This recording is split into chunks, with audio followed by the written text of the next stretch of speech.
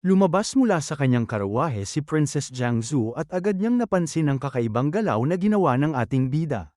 Napagtanto niya na ang ginamit nitong hakbang ay ang Heavenly Killing Step, isang bihirang kakayahan na hindi basta-basta natututunan at may iilang tao lamang ang kayang gumamit nito. Dahil dito agad siyang nagkaroon ng hinala sa tunay na pagkakakilanlan ni Ming. Sa harap ng prinsesa mabilis na yumuko ang ating bida bilang paghingi ng paumanhin at ipinakita ang kanyang pagpapakumbaba upang hindi lalo pang mapansin ang kanyang pagkatao.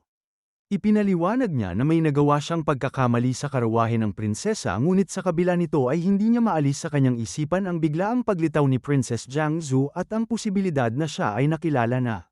Sa sandaling yun ay napagtanto ni Ming na sa kanyang pagkataranta ay hindi niya napigilan ang sarili at bahagyang nabunyag ang kanyang pagkakakilanlan. Hindi nagtagal ay naging malinaw na sa prinsesa ang lahat dahil hindi siya nalinlang ng panlabas na anyo ni Ming. Napansin niya na kahit nagbago ang itsura ng ating bida ay nanatiling pareho ang kanyang boses at paraan ng paggamit ng kanyang kakayahan. Dahil dito naging tiyak siya na ang taong nasa kanyang harapan ay walang iba kundi si Ming na dati na niyang nakilala. Matapos ang pagkakakilanlan agad na inanyayahan ni Princess Jiangsu ang ating bida na sumakay sa kanyang karwahe upang makapag-usap ng mas maayos. Sumunod si Ming at nang makapasok ay agad niyang ibinalik ang kanyang tunay na anyo. Sa loob ng karwahe ay naging mas komportable ang kanilang sitwasyon at doon ay nalaman ni Ming na ang prinsesa ay patungo sa palasyo upang makipagkita sa kanyang ama dahil sa isang mahalagang tawag. Sa puntong yun ay agad na nakita ni Ming ang isang magandang pagkakataon dahil kung makakasama niya ang prinsesa ay mas madali niyang makakamit ang kanyang layunin na makapasok sa palasyo nang hindi nahahalata.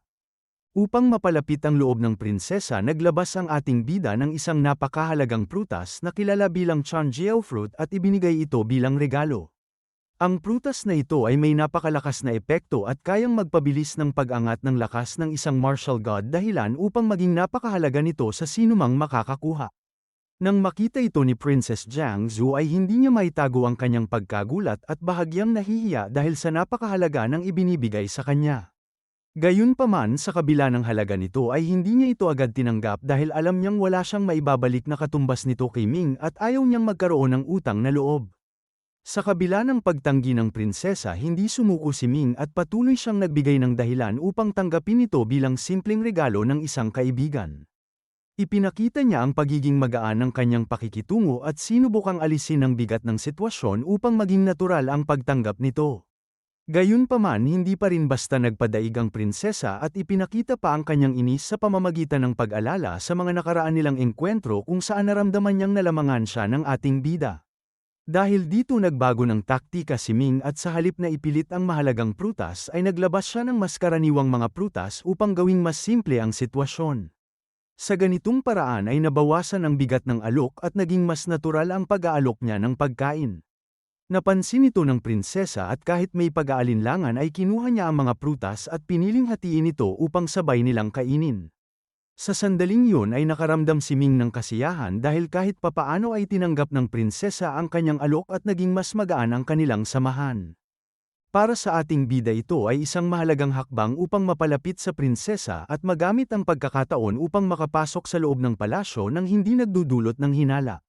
Habang nasa loob ng karawahe nagtanong si Ming tungkol sa kalagayan ng Suzaku Dynasty matapos ang mahabang panahon na hindi siya nakabalik dito at nais niyang malaman kung may malalaking pangyayaring naganap sa lugar. Ipinaliwanag ng prinsesa ang kasalukuyang sitwasyon ng kanilang kaharian at sinabi niya na ang kanyang ama ay patuloy sa kanyang ambisyon na sakupin ang iba't ibang mundo kaya nagpadala ito ng malaking hukbo upang lusubin ang isang makapangyarihang lugar na kilala bilang Great World of Taya. Dahil sa lakas ng mga kalaban doon maraming martial god mula sa kanilang panig ang nasawi at patuloy na nauubos ang kanilang mga yaman dahil sa matinding laban. Ipinakita rin ng prinsesa na ang misyon na ito ay may malaking panganib dahil kung sila ay mabibigo ay maaaring magdulot ito ng matinding kahinaan sa Suzaku Dynasty at magresulta sa malaking pagkalugi ng kanilang kapangyarihan. Dahil dito ay malinaw na ang buong kaharian ay nakasalalay sa tagumpay ng kanilang kampanya sa ibang mundo. Dahil dito ay nagtanong ang ating bida tungkol sa seguridad ng kanilang kaharian lalo na't ang karamihan ng kanilang lakas ay nasa ibang mundo. Ipinaliwanag ng prinsesa na hindi basta-basta mapapasok ang Suzaku Dynasty dahil may sapat silang paghahanda at proteksyon laban sa anumang pag-atake. Ibinahagi rin niya na may suporta sila mula sa iba pang malalakas na dynasty at kung sakaling may umatake ay agad silang tutulungan ng iba. Sa puntong ito ay napaisip si Ming tungkol sa isang malaking formation na maaaring nagsisilbing proteksyon sa buong kaharian at agad niyang iniugnay ito sa kanyang misyon mula sa Bull Demon. Naisip niya na ang sinasabing seed na kailangang kunin ay malamang na siyang pinagmumulan ng lakas ng formation na ito at kung ito ay mawawala ay tuluyang babagsak ang depensa ng buong Suzaku Dynasty. Nagulat ang prinsesa sa kaalaman ni Ming tungkol sa formation ngunit ipinaliwanag nito na isa itong lihim ng kanilang pamilya kaya hindi niya maaaring ibahagi ang buong detalye. Gayunpaman sinabi niya na kapag ang formation ay na-activate ay natatakpan nito ang buong kaharian at kahit gaano kalakas ang kalaban ay hindi basta makakapasok at maaari pa itong mapigilan ng matagal na panahon. Dahil sa impormasyong ito ay lalong naging mabigat ang sitwasyon para kay Ming dahil napagtanto niya na kung kukunin niya ang seed ay direktang magdudulot ito ng kapahamakan sa napakaraming inosenteng tao. Naramdaman niya ang bigat ng kanyang desisyon dahil ang kanyang misyon ay maaaring magdulot ng malaking trahedya kung hindi niya ito pag-iisipang mabuti.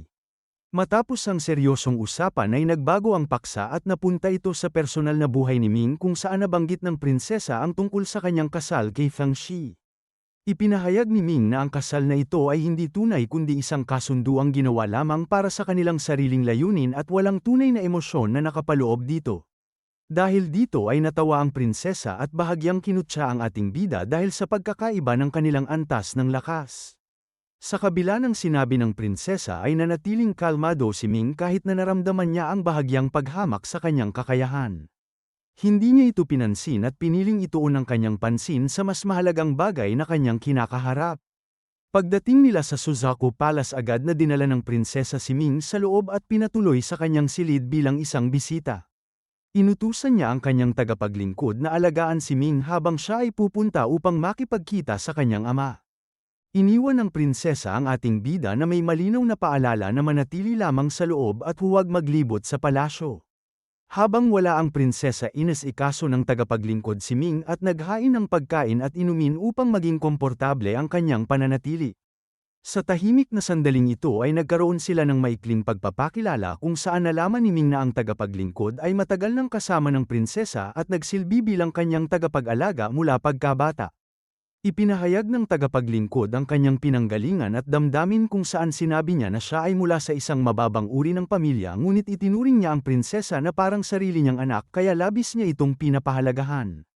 Dahil dito nagbigay siya ng babala kay Ming at malinaw niyang ipinahiwatig na nais niyang lumayo ang ating bida sa prinsesa dahil sa kanyang paningin ay hindi ito karapat-dapat na mapalapit sa kanya. Sa kabila ng matinding babala ipinaliwanag ni Ming ang kanyang panig at sinabi niya na nagkakaroon lamang ng hindi pagkakaunawaan dahil wala siyang anumang balak o intensyon na lumapit sa prinsesa sa ganoong paraan. Nilinaw rin ng ating bida na siya ay mayroon ng asawa at siya ay isang manugang ng Qinlong Dynasty kaya wala siyang dahilan upang gumawa ng anumang hindi nararapat. Gayunpaman hindi pa rin lubusang kumbinsido ang tagapaglingkod at patuloy siyang nagbigay ng paalala na kung sakaling lumabag si Ming sa kanyang babala ay tiyak na may kaparusahan itong kahihinatnan at hindi niya ito magugustuhan. Ang kanyang mga salita ay puno ng seryosong babala at malinaw na nagpapakita ng panganib na maaaring kaharapin ng ating bida kung hindi siya magiging maingat sa kanyang kilos. Sa puntong ito ay pinili na lamang ni Ming na tapusin ang usapan at pinaalis ang tagapaglingkod upang maiwasan ang karagdagang tensyon. Naiwan siyang mag-isa sa silid at doon ay agad niyang inisip ang mas mahalagang bagay na dapat niyang gawin. Nakipag-ugnayan siya sa Crystal God na nasa ibang mundo at humingi ng tulong upang hanapin ang tatlong mahalagang bagay na kinakailangan niya. Ipinahayag ni Ming ang mga kailangang hanapin na kinabibilangan ng Ice Muscle Grass, Jade Bone Flower at ang Fountain of Youth na pawang mahalagang bagay na may malaking halaga. Ang kahilingang ito ay may kaugnayan sa isang nakaraan nilang usapan ng prinsesa kung saan sinabi nito na kailangan niya ang tatlong bagay na ito kapalit ng pagpapahiram ng kanyang sandata. Habang nakikipag-ugnayan si Ming sa Crystal Goddess agad nitong tinanong kung bakit kailangan ng ating bida ang tatlong bagay na ito dahil ang mga ito ay kilala na may kaugnayan sa kagandahan at kabataan. Ipinaliwanag ng Crystal Goddess na ang sinumang babae na magtataglay ng mga ito ay mananatiling maganda masaya at hindi tatanda kaya nagtaka siya kung bakit ito hinahanap ni Ming. Sa halip na magtago ng impormasyon, ipinaliwanag ng ating bida ang buong sitwasyon at sinabi niya na bago siya makarating sa Xuanshan Great World ay nagpunta siya sa Suzaku Dynasty kung saan nakilala niya ang prinsesa. Doon ay natagpuan niya ang Dragon Hammer at hiniram ito mula sa prinsesa kapalit ng isang kasunduan. Ang kasunduang ito ay ang paghahanap ng tatlong bihirang bagay na matatagpuan lamang sa Xuanshan Great World, kaya ngayon ay kailangan niyang tuparin ang pangakong ito. Matapos marinig ang paliwanag, agad na tinanggap ng Crystal Goddess ang utos at tiniyak nito kay Ming na hahanapin niya ang tatlong bagay at ipapadala ito sa lalong madaling panahon. Hindi nagtagal ay bumalik si Princess Su at agad napansin ni Ming ang lungkot at bigat ng kanyang mukha. Hindi ito lingid sa ating bida, kaya agad niyang tinanong ang dahilan ng kanyang pag-aalala.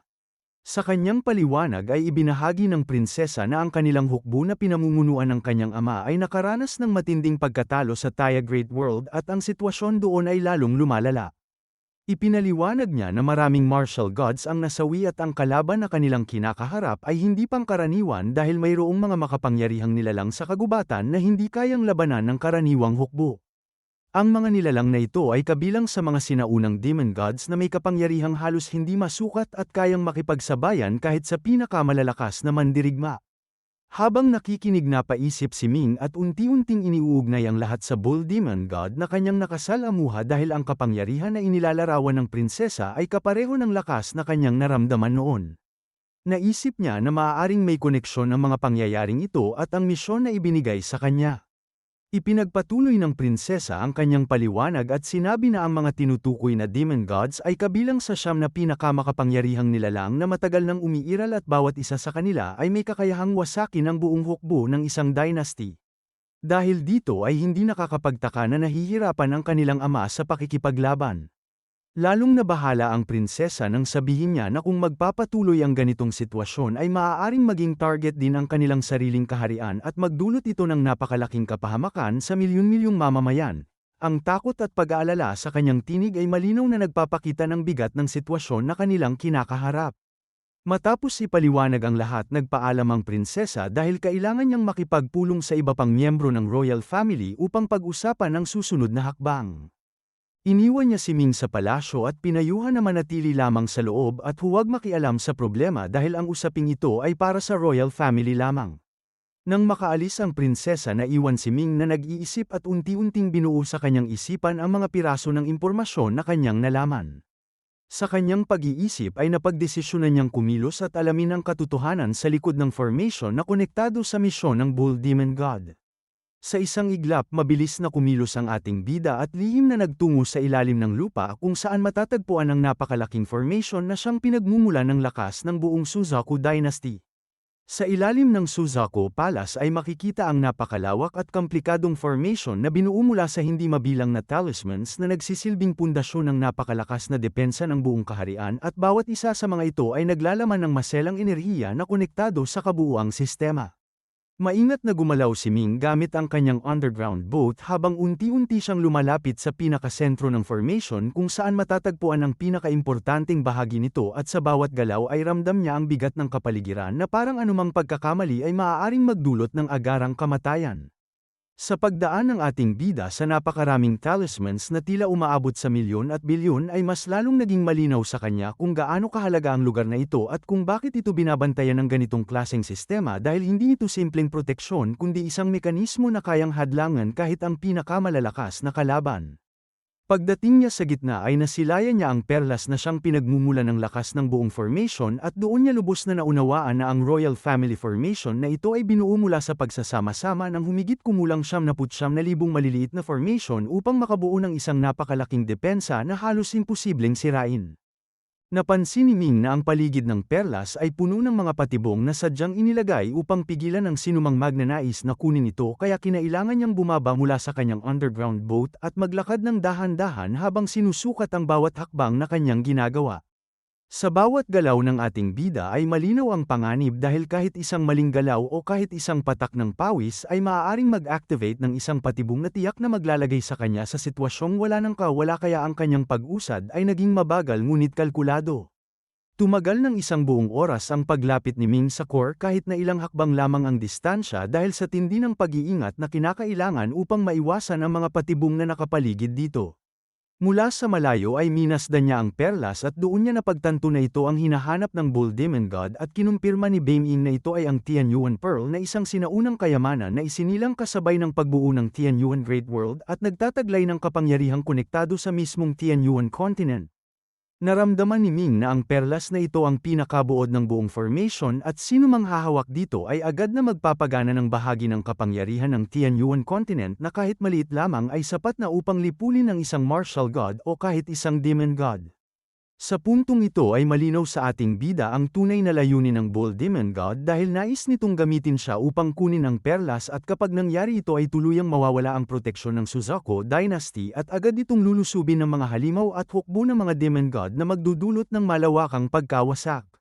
Dahil dito ay napilitan si Ming na umatras at bumalik muna upang pag-isipan ang kanyang susunod na hakbang dahil hindi niya kayang isugal ang buhay ng napakaraming inosenteng tao para lamang matupad ang utos ng isang makapangyarihang nilalang.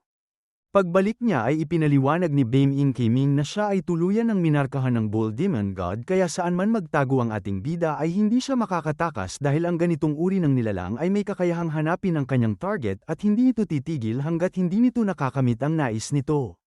Sa kabila ng babalang ito ay nanatiling matatag si Ming sa kanyang pasya dahil para sa kanya ay hindi maaaring isakripisyo ang buhay ng buong Suzaku Dynasty kapalit lamang ng isang perlas kaya kahit pa kailangan niyang magbayad ng napakalaking halaga ay handa niya itong tanggapin basta hindi malagay sa panganib ang mga inosenteng tao. Malinaw sa kanyang isip na ang tanging layunin ng Bull Demon God ay makuha ang perlas at wala itong pakialam sa magiging epekto nito sa buong kaharian kaya naisip ng ating bida na kung makakahanap siya ng kapalit na kayamanan ay maaaring matapos ang banta nang hindi kinakailangang sirain ang formation. Dahil dito ay nagpasya si Ming na gamitin ang kanyang sariling merit upang kumuha ng kaparehong kayamanan mula sa Merit Monument kahit na alam niyang ang kapalit nito ay isang napakalaking utang na maaaring magpabigat sa kanyang hinaharap. Nang marinig ito ay agad na nagulat si Baeming dahil ang ganitong desisyon ay hindi basta-basta at may kasamang napakalaking responsibilidad na maaaring magdala ng seryosong kahihinatnan. Ipinaliwanag ni Baeming na ang Tianyuan Pearl ay isang napakahalagang kayamanan na umaabot sa halagang 140 billion martial god coins at ang ganitong halaga ay hindi kayang bayaran ng isang normal na martial god kaya ang pagkuha nito sa pamamagitan ng merit ay katumbas ng pagpasok sa isang napakalalim na utang. Sa puntong ito ay lalong naging mabigat ang sitwasyon ni Ming dahil hindi lamang niya haharapin ang galit ng Bull Demon God kundi pati na rin ang napakalaking obligasyon na kaakibat ng kanyang desisyon. Patuloy na ipinunto ni Baeming na ang ganitong hakbang ay maaaring magdulot ng problema sa buong Hautian dahil ang pagkuha ng ganitong kalaking halaga mula sa Merit Monument ay hindi simpleng bagay at may kaakibat itong epekto sa mga umiiral na balanse ng kapangyarihan. Nagbabala si Baeming kay Ming na kapag ginawa niya ito ay hindi na siya makakatakas kailanman sa Hautian God ng Hautian sect. Ngunit nanatiling matatag ang desisyon ni Ming at ipinaliwanag na ang isang tunay na master ay marunong kung kailan dapat kumilos at kung kailan hindi. At para sa kanya ay tama ang kanyang ginagawa kaya walang sino man ang makakapagpabago ng kanyang isip, lalo na at hindi niya hahayaang mamatay ng walang dahilan ang mga tao ng Suzaku Dynasty kahit pakapalit nito ang kanyang sariling kapahamakan.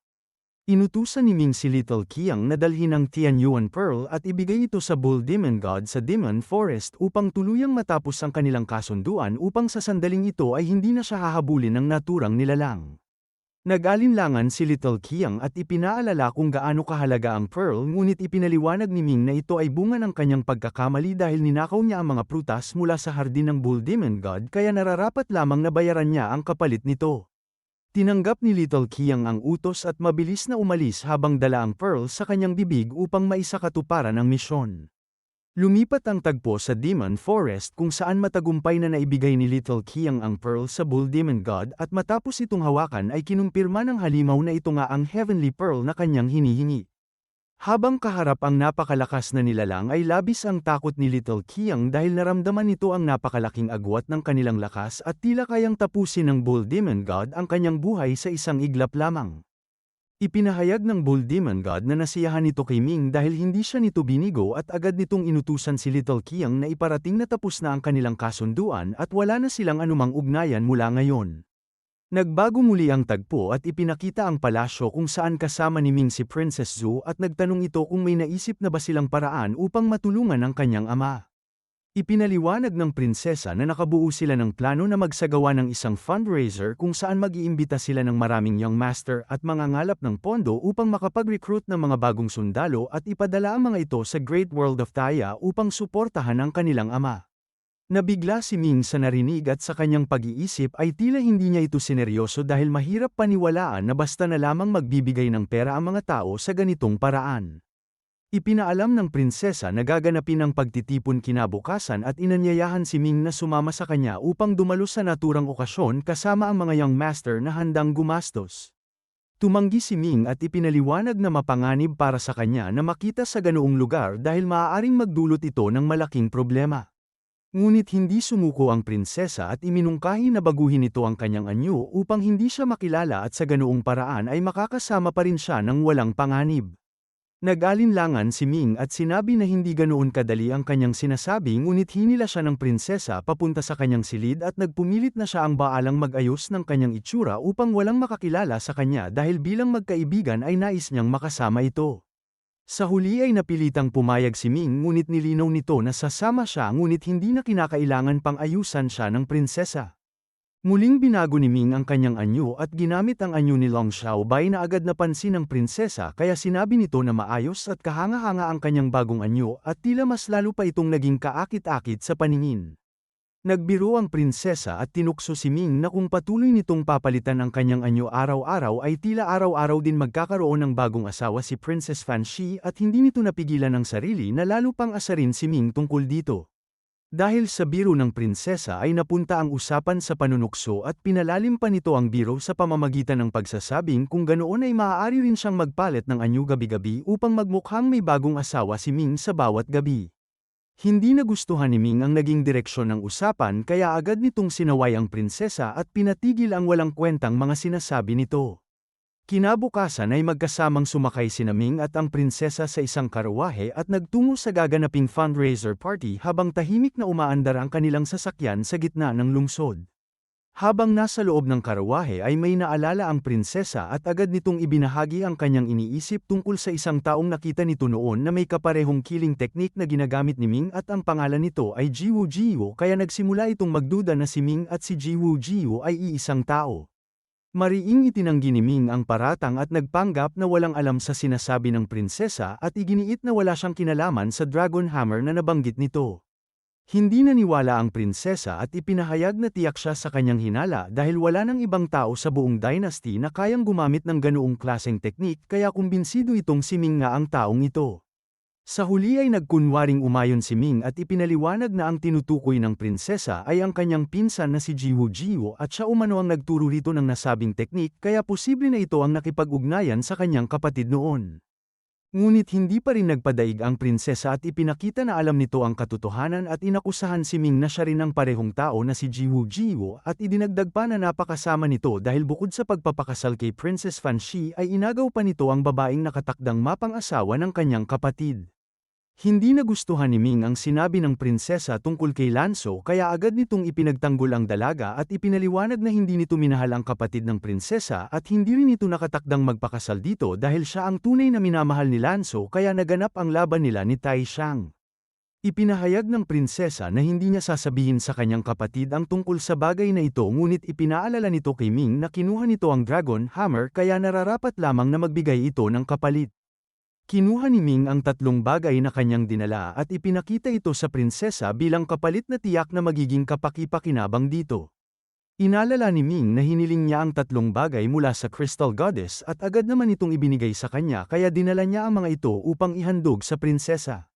Masayang-masaya ang prinsesa nang makita ang Ice Grass, Jade Bone Flower at Fountain of Youth dahil ang mga ito ay may kakayahang panatilihin ang kanyang kabataan at lubhang mahalaga sa kanya. Napansin ng prinsesa ang pagbabago ng ugali ni Ming at sinabi na kapag ito ay nasa ibang anyo ay tila mas mabait at mapagbigay kumpara sa dati nitong pagkatao na mas mapang-abuso at mapanlamang. Ipinahayag ni Ming na kahit siya mismo ay nagugulat sa sarili kung gaano siya kabuti kapag nasa ganitong anyo. Ngunit agad na nagbigay ng babala ang kanyang master at ipinaalala na napakahalaga ng 3 bagay na ito kaya hindi dapat basta ibigay bilang kapalit lamang ng Dragon Hammer na hindi kasing halaga ng mga ito. Iminungkahi ng master na kung ibibigay man ni Ming ang mga ito ay dapat siyang humingi ng kapalit na pahintulot upang makapasok sa World of Books dahil ito ay may malaking pakinabang para sa kanya. Nagtanong si Ming kung ano ang World of Books at agad itong ipinaliwanag ni Beng Ying bilang isang espesyal na espasyo kung saan nakatago ang napakaraming aklat at kaalaman mula pa sa sinaunang panahon kabilang ang mga skill at lihim ng iba't ibang dynasty. Ipinaliwanag pa nito na bago pa man bumagsak ang Five Elemental Dynasty ay inilagay na roon ang lahat ng mahahalagang aklat kaya ito ay naglalaman ng napakaraming kaalaman na bihirang maabot ng karaniwang tao at tanging ang mga may hawak ng token lamang ang pinapayagang makapasok. Pinuri ng prinsesa si Ming sa kanyang ginawa at iniabot ang kanyang kamay upang kunin ang tatlong bagay na iniaalok nito. Ngunit agad na hinila pabalik ni Ming ang kanyang kamay at ipinahiwatig na hindi ganoon kadaling makuha ang mga bagay na ito dahil napakahalaga ng mga ito. Ipinaliwanag ni Ming na handa siyang magbigay ng kapalit ngunit hindi niya basta-basta ibibigay ang lahat ng dala niya dahil hindi naman ganoon kamahal ang Dragon Hammer kumpara sa tatlong bagay na kanyang hawak kaya nararapat lamang na may tamang kapalit ito. Tinanggap ng prinsesa ang kanyang punto at hiniling na sabihin ni Ming kung ano ang nais nitong kapalit dahil handa naman siyang ibigay ang anumang makakaya nito. Ipinaliwanag ni Ming na hindi naging madali para sa kanya na makuha ang tatlong bagay ngunit dahil kaibigan niya ang prinsesa ay hindi siya hihingi ng labis at tanging pahintulot lamang na makapasok sa book world ang kanyang nais. Agad na tinanggap ng prinsesa ang kanyang kahilingan at ipinahayag na madali lamang para sa kanya ang pagbibigay ng pahintulot na ito kaya walang magiging problema sa pagpasok ni Ming sa book world. Tinanggap ng prinsesa ang tatlong bagay at hindi napigilan na mapansin ang kasiyahan ng prinsesa sa simpleng kahilingan ni Ming kapalit ng tatlong napakahalagang bagay. Sa puntong ito ay huminto ang kanilang karawahe at narating nila ang Mingchun Garden kung saan dito gaganapin ang fundraising program ng prinsesa.